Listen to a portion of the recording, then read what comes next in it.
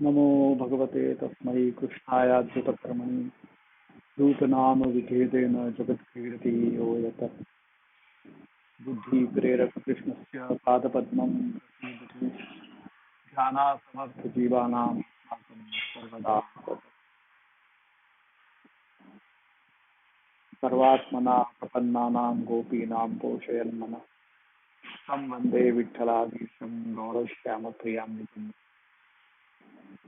सौन्दर्यं निजगद्गतं प्रकृतं स्त्रीगूढभावात्मकं पुंरूपं च पुनस्तदन्तर्गतं प्रावीभिषत्सप्रिये संश्लिष्टावभयोर्बभौ रसमयः कृष्णो हि यत्साक्षिकं रूपं तत्कृतयात्मकं परमभिध्येयं सदा वल्लभं श्रीवल्लभप्रतिनिधिं तेजराशिं दयार्णवं गुणातीतं गुणनिधिं श्रीगोपीनाथमाश्रये सायं कुञ्जालयस्थासनमुपविलसत्कर्णपात्रं सुगतं राजद्यज्ञोपवितं परिपूर्णसनं गौरमं भोजवक्त्रं प्राणानायम्यनासापुटनिहितकरं कर्णराजद्विमुक्तं वन्दे ध्वन्निधिताक्षं निगमदतिलकं विठ्ठलेशं सुकेशम्।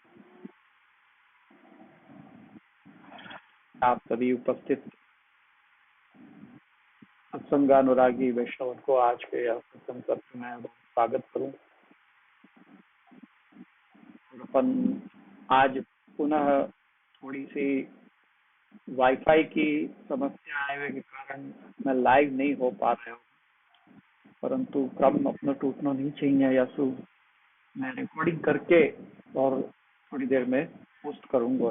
यही रिकॉर्डिंग है, तो वाकई लिए आप ये तो टेक्नोलॉजी की समस्या है या तो किया नहीं जा सके, तो अपन अपना सत्संग को क्रम करें। तो अपन एकादश स्कंद के 13वें अध्याय में अपन ने देखो कि भगवान ने हंस के रूप में उपदेश दियो वो जनक सनत कुमार आदि को वाक्य विषय में अपन ने कल देखा तो, और आज अपन 14वां अध्याय देखेंगे। वहाँ 14वें अध्याय में जो है वो तुरीय अवस्था की प्राप्ति के लिए भक्ति सहित ध्यान योग को वर्णन में किया गया है। तो हमें ऐसा है कि ऊपर हमें जो 13वें अध्याय में जो बताया वो अर्थ ही निश्चित है और वही निर्णय वेद के अनुसार हो गए हैं, ऐसा बताया हमें। और फिर 14वें अध्याय के आरंभ में मनुष्य के कल्याण के कौन कौन से कहाँ कहाँ मतलब क्या क्या कार्य हैं, जैसे उद्धव जी ने पूछो तो कल अपन ने देखो कि बहुनी संति वदंती कृष्ण श्रेयांसी बहुनी ब्रह्मवादिना विकल्प प्राधान्यता हो एक मुख्यता। तो मनुष्य के कल्याण के कौन कौन से कार्य हुए हैं और उनको उनमें से सभी मुख्य हैं या उनमें से एक कोई विकल्प की प्रधानता है, ये प्रश्न उद्धव जी को। तो वाक्य उत्तर में भगवान के जो उपदेश हैं वो यहाँ के अंदर कहे।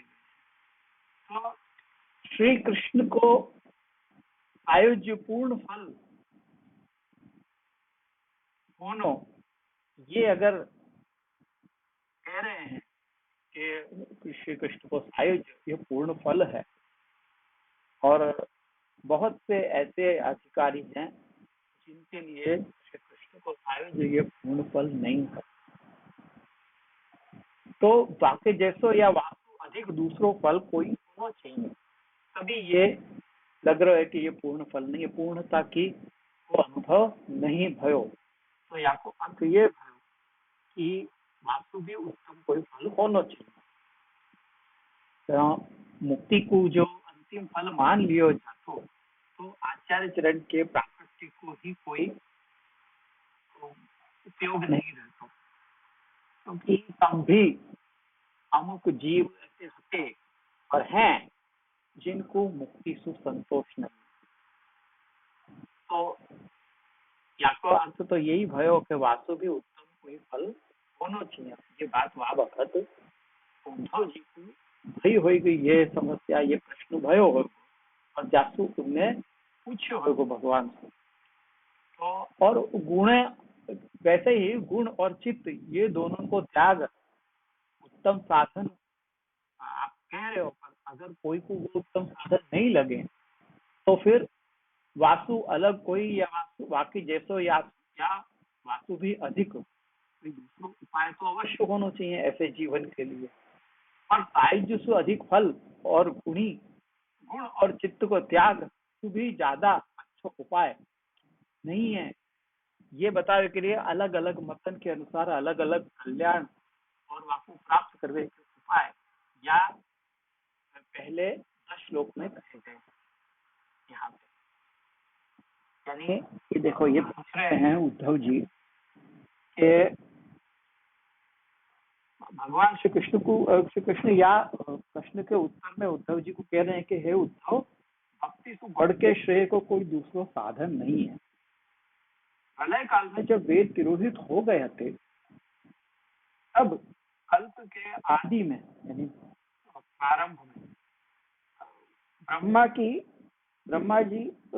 ब्रह्मा जी मैंने उनको उपदेश दियो હતો और ब्रह्मा जी ने अपने पुत्र स्वयंभू मनु को उपदेश दियो और मनु सो भृगु मरीचि आदि 7 महर्षियों ने वह उपदेश को ग्रहण किया।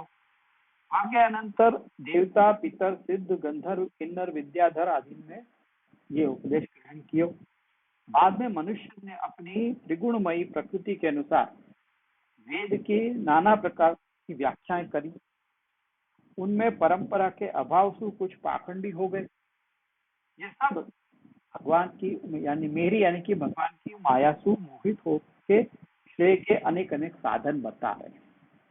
यानी सबसे पहले तो भगवान उद्धव जी को ये कह रहे हैं, आज्ञा कर रहे हैं कि श्रेय के साधन इतने अलग अलग क्यों है, आपको कारण बता रहे हैं। जैसे कि गंगा जी का जल निर्मल और मधुर होवे पे भी वहाँ के तटवर्ती एरंड, नीम, इमली, कपित्थ और विश्व वृक्षण के मूलन से संयुक्त संपृक्त होके बड़ो ही विषम और विरस हो जावे है। यानी गंगा जी को जल एक तो ही है, तथापि अलग अलग प्रकार के विष वाले भी और कड़वे और खट्टे ऐसे भी पेड़ उगे हैं।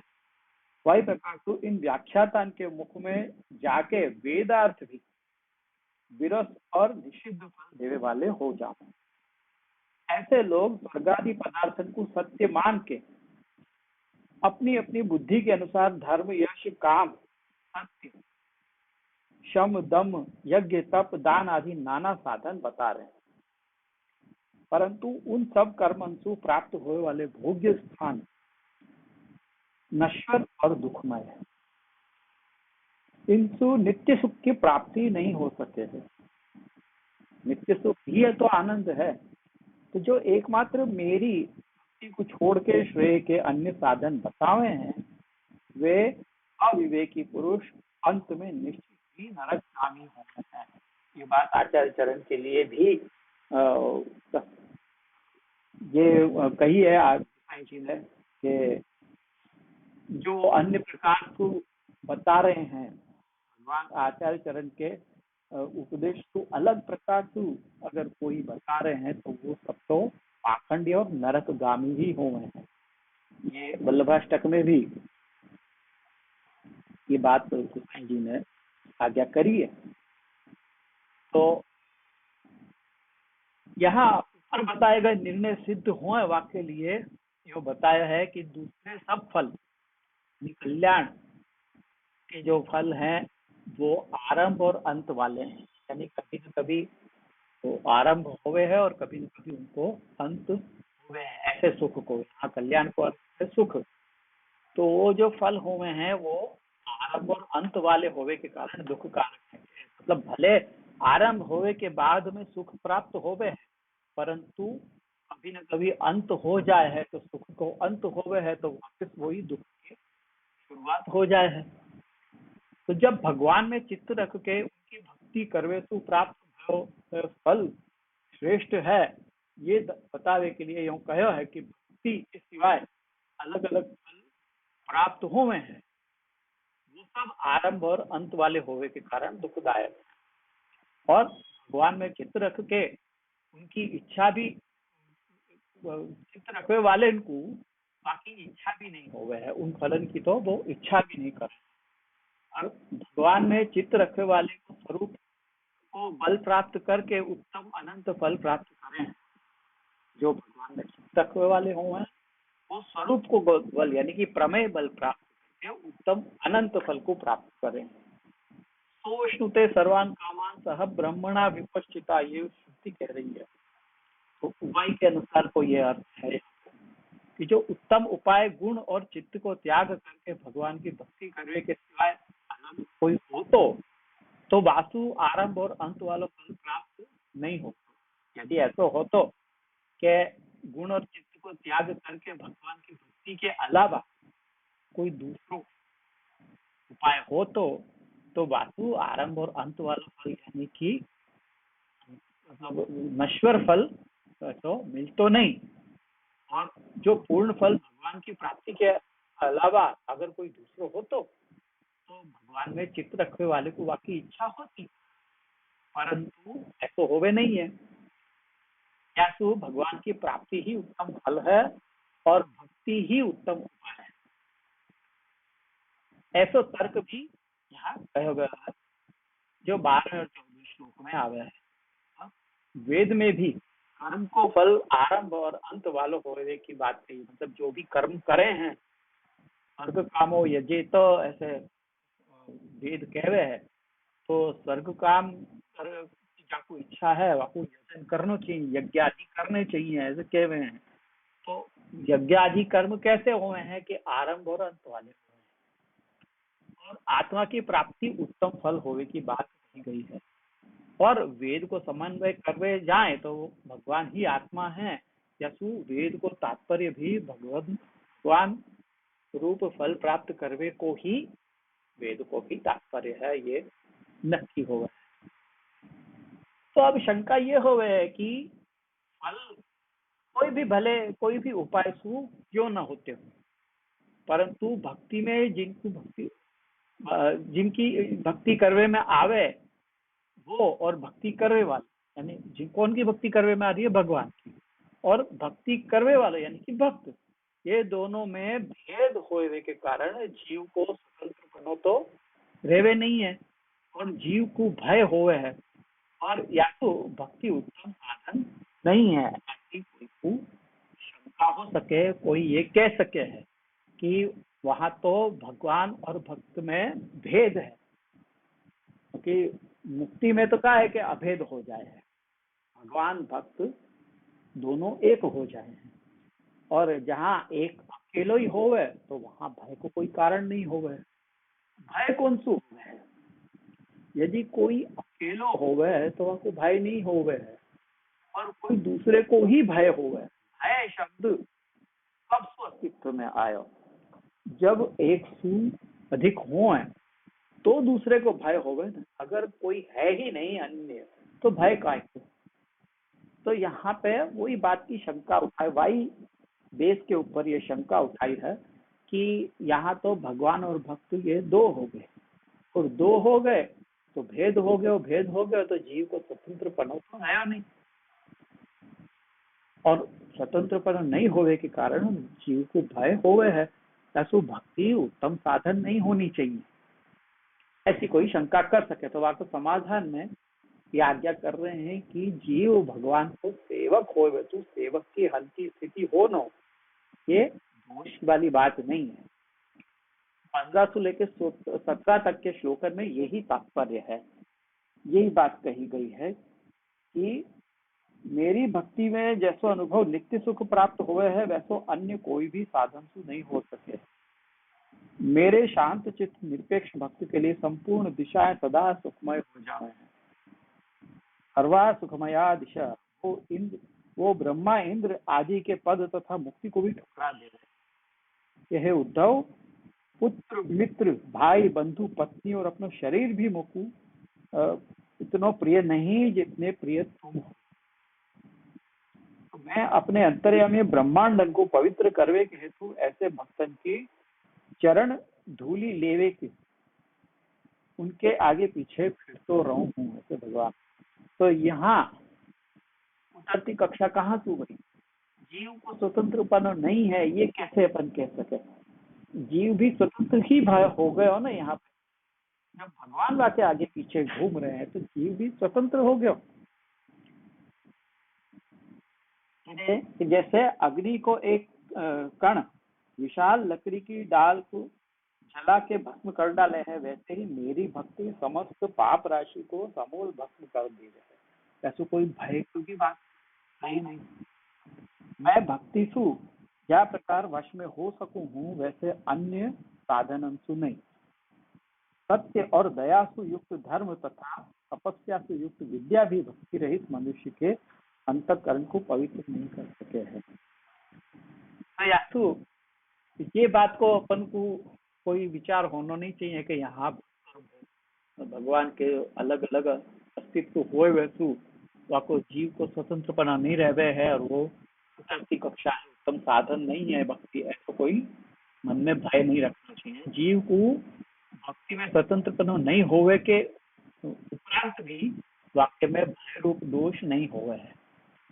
यासु वो श्लोक ये श्लोक को ऐसा भयसु और भगवान तो मुक्त करे हैं, तो भय की तो बात ही नहीं है।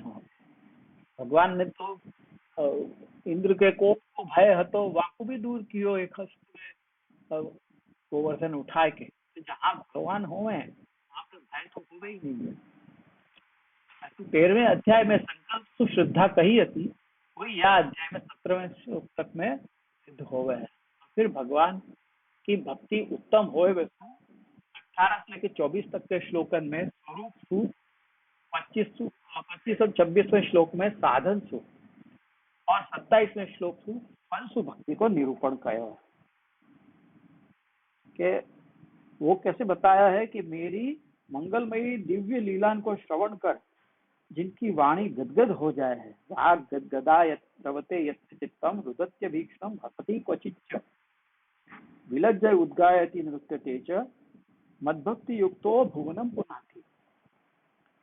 यानी चित्त द्रवीभूत हो जाए है भक्ति के आवेश में आके, वो कभी रोए है कभी हंसे है तो कभी लोक लज्जा त्याग के नाचवे और गावे लगे है। हे उद्धव, ऐतो मेरो भक्त संपूर्ण ब्रह्मांड को पवित्र कर देवे है। मद भक्ति युक्तो भुवनम पुनाति। जैसे मनुष्य पुराने बर्तन मांझ के साफ करे है, वैसे ही साधकगण मेरी पुण्यमयी कथान के श्रवण और नाम कीर्तन रूपी पुराने से पुराने सब वासनान को दूर करके अंतःकरण को स्वच्छ कर ले रहे हैं। तब वामे मेरो सूक्ष्म रूप स्पष्ट दिखाई पड़वे लगे। जैसे अंजन लगाए हुए चक्षु स्वगत दोष को दूर करके रूप को प्रत्यक्ष करे है, विषयन को चिंतन करवे सु मनुष्य को चित्त विषयन में रम जावे है और मेरो स्मरण करवे सु वो वासना रहित होके मेरे में लीन हो जाए। फिर वाकु तीनों अवस्थाएं स्वतः नष्ट हो जाए हैं। तीनों अवस्थाएं कौन सी? यानी जागृत, स्वप्न और सुषुप्ति, ये तीन अवस्थाएं हैं। तो वो स्वतः नष्ट हो जाए हैं और वो तुरीय अवस्था में स्थित हो जाए है। ये चौथी ही अवस्था है।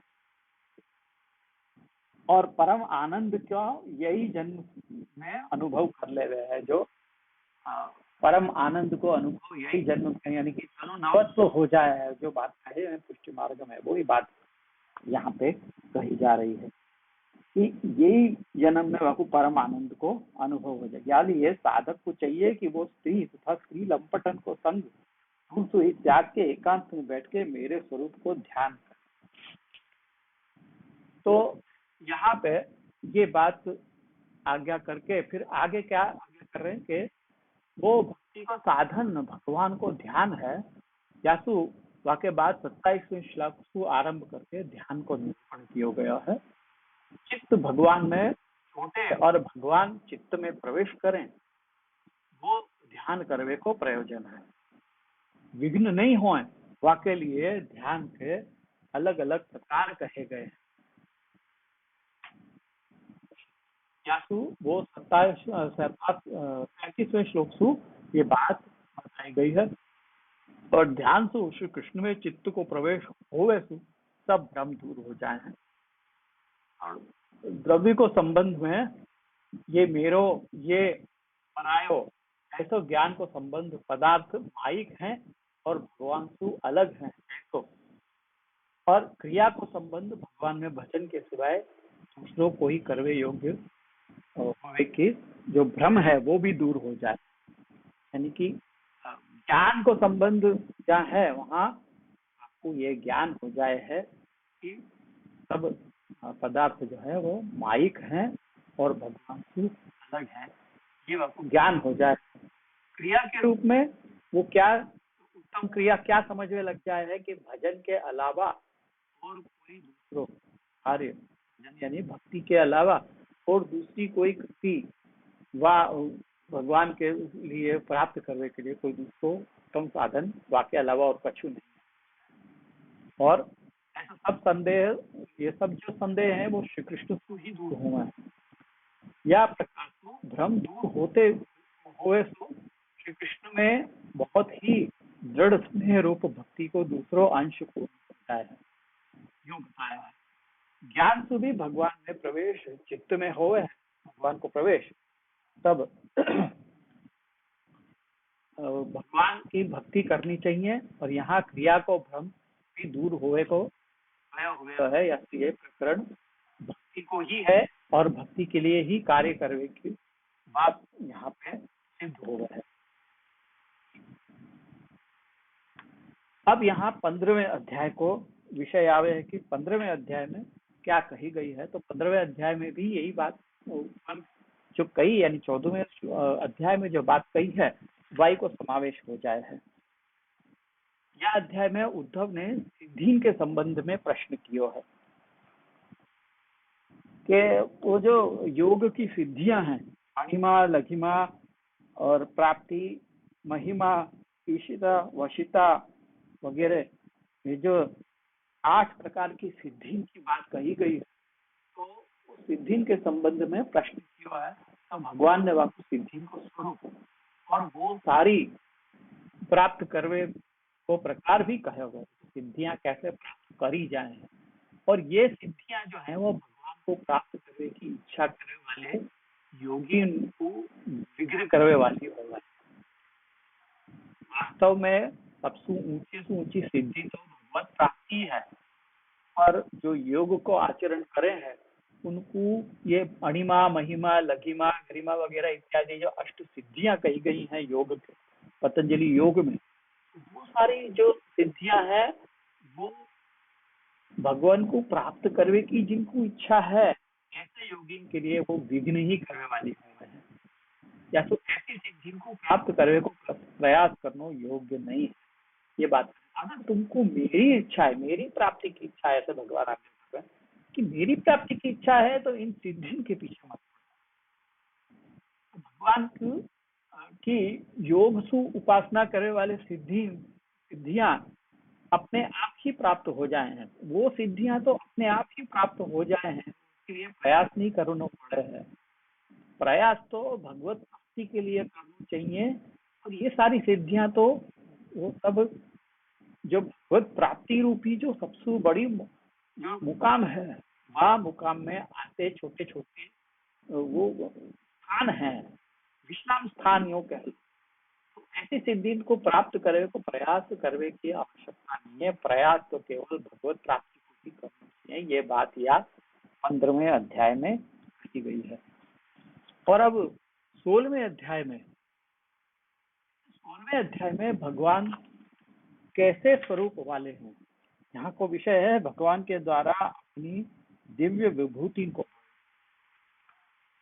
16वें अध्याय में भगवान कैसे स्वरूप वाले हैं ये जानने के लिए उद्धव ने भगवान से पहले 5 श्लोकन से उनकी विभूति के संबंधी प्रश्न किए हैं। क्या प्रश्न किए हैं कि भगवान आप साक्षात परब्रह्म हैं आपके स्वरूप को ध्यान और वाको ज्ञान ये दोनों ही बहिर्वृत्ति वाले चंचल प्रकृति मनुष्य के लिए अत्यंत कठिन है।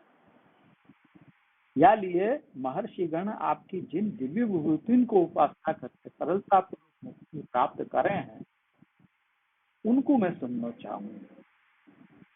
स्वर्ग, मर्त्य, पाताल आदि लोकन में जो भी आपकी ज्ञान प्रभाव आदि सुसंपन्न विभूतियां हैं, कृपा कर उन सबको वर्णन। मैं आपके श्री चरणन में बार बार प्रणाम करूं, ऐसे प्रश्न किए उन्होंने।